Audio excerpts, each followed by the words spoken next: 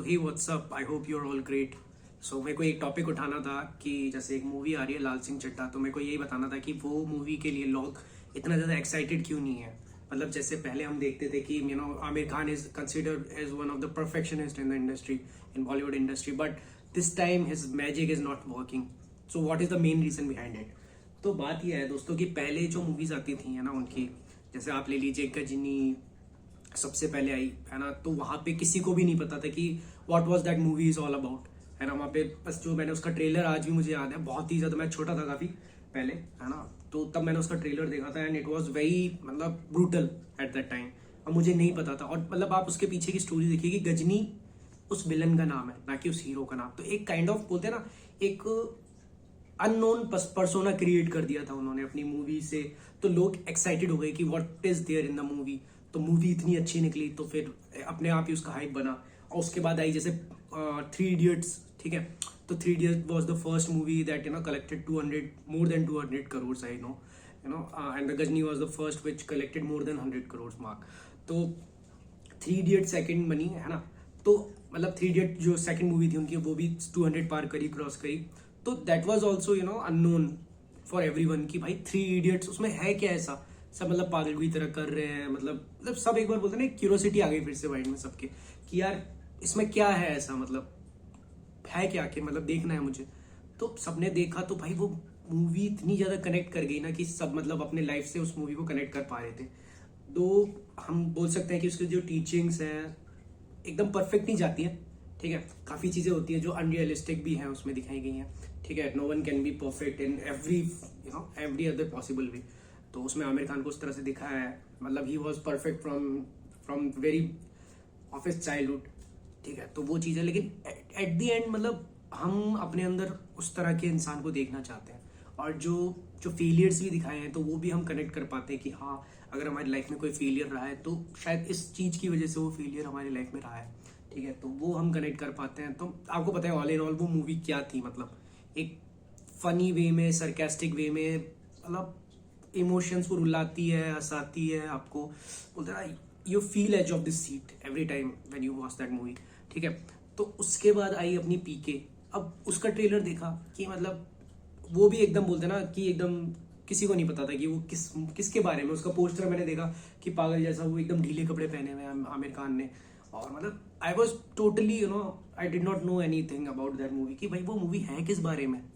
तो सबसे मेन चीज ये थी, उस टाइम का एरा ये था कि यार हम लोग है ना, जो कॉमन यूथ था या जो भी अडल्ट भी थे, तो वो इतना ज्यादा इंटरनेट से एक्सपोज, मतलब इतना एक्सपोजर नहीं था। तो बाद में जियो एरा आया, ठीक है। तो काफी चीजें बदली है, अब हम सबको पता है।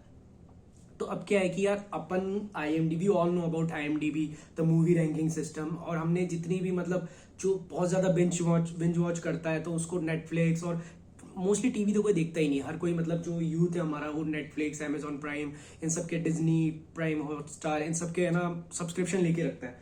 तो हम लोगों को क्या है कि हमने हर तरीके का सिनेमा धीरे धीरे एक्सपोजर मिलता जा रहा है हमको। जैसे कि अभी पैरासाइट आई, हम सबको पता चला कि उस मूवी को कितने सारे ऑस्कर मिले, तो हम सब ने वो मूवी देखी।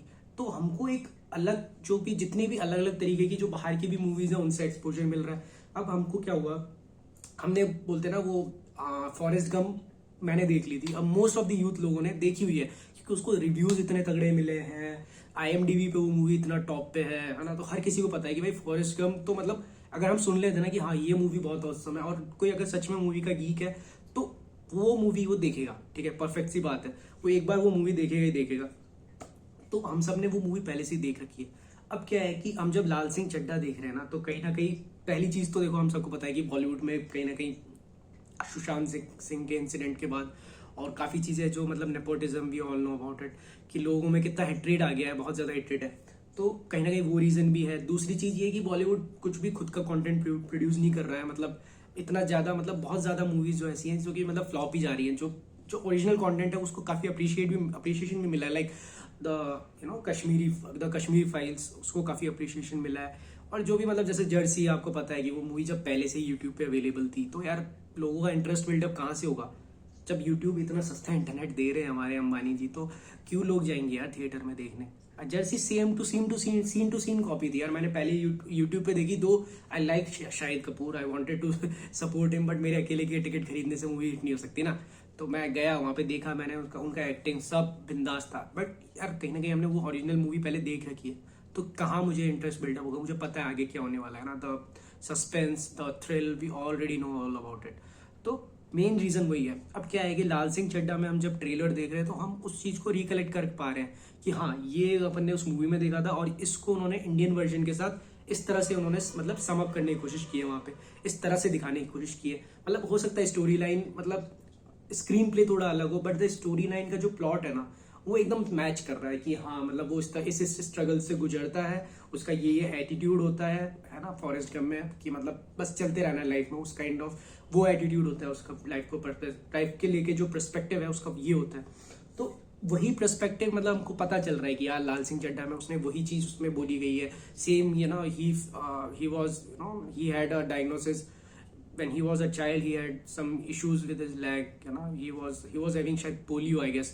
तो मतलब वही चीज की भाग चड्ढा, और मतलब वहां पे भी यही चीज है ना, रन फॉर गम, मतलब जब उसको बचपन में लड़की बोलती है तो सेम वही चीज है, सेम वही स्टोरी है। तो कहीं ना कहीं हमको पहले ही पता चल चुका है यार। दो मूवी मेरे को पता है कि बहुत अच्छी होने वाली है, बट हमने जब पहले से ही फॉरेस्ट गम देख रखी है तो हमारे लिए वो परफेक्शन, मतलब वो होता है ना, वो विजुअली अपीलिंग या मतलब उसकी क्यूरियोसिटी डेवलप नहीं हो पा रही है। तो एक ये चीज सबसे प्रॉब्लमेटिक हो रही है यहाँ पे।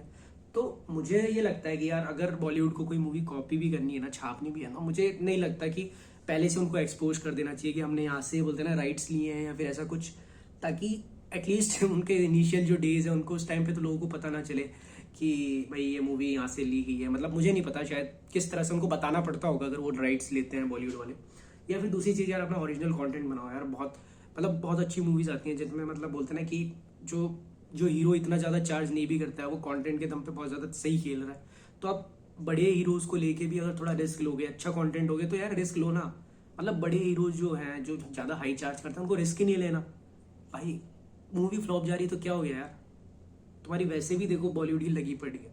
तो एटलीस्ट कुछ आप यार थोड़ा ट्रस्ट बिल्डअप करो, ठीक है। बहुत ज्यादा प्रेशर लेके काम मत करो। जैसे जीरो में शाहरुख खान ने किया था कि उन्होंने मतलब ठीक है, उसमें आनंद एल राय थे शायद, मुझे पक्का श्योर नहीं हूँ, डायरेक्टर वो थे, बट उन्होंने बहुत ज्यादा प्रेशराइज करके वो मूवी में मतलब बोलते ना कि सब कुछ डालने के चक्कर में खिचड़ी हो गई वो मूवी, ठीक है। तो हो सकता है उनका विजन बहुत अलग रहा होगा मूवी को बनाने के लिए, बट बोलते ना उन्होंने एक्सपेरिमेंट किया। I like that thing about Shahrukh Khan, वो हमेशा एक्सपेरिमेंट करते हैं ना। बट द थिंग वॉज कि बहुत ज्यादा प्रेशर की वजह से, मतलब बजट भी अच्छा खासा था, तब भी वो मूवी खिचड़ी हो गई। तो आई थिंक कि जिसका विजन है ना, उनको मेरे ख्याल से ना, मतलब हीरोज जो भी है उनका एक पर्सोना उनको अपना अलग रखना चाहिए, और उनको डायरेक्टर के विजन के साथ चलना चाहिए। या फिर जो भी उनका मतलब राइटर भी है तो उनको तवज्जो देनी चाहिए, उनके विजन के साथ काम करना चाहिए। और बोलते ना कि कहीं पे भी अपने बॉलीवुड और हॉलीवुड में यही प्रॉब्लम है यार, हमारे जो बॉलीवुड वाले हैं ना, वो हीरो की तरह काम करते हैं, एक्टर की तरह काम करेंगे तो मेन बोलते ना सक्सेस मिलेगा उनको। तो ये सब मेरे पॉइंट्स थे, मेरा एनालिसिस था कि भाई हमें किस तरह से मतलब बोलते ना बॉलीवुड कैसे आगे जा सकता है। अभी क्या क्या इश्यूज आ रहे हैं जिसकी वजह से the Bollywood industry is getting ड्राउन्ड from every other possible वे। मतलब कुछ भी, कोई भी मैजिक नहीं चल पा रहा। तो the Aamir Khan perfectionist magic, वो भी मतलब सब कुछ रुइन हो रहा है, कुछ भी नहीं चल रहा है। तो मतलब मेन रीजंस यही है यार कि उनको थोड़ा रिस्क लेना चाहिए, और मैंने सारी चीजें इस वीडियो में कवर अप कर दी हैं। सो आज के लिए इतना ही, and thank you. This side Karan, I hope you like the video.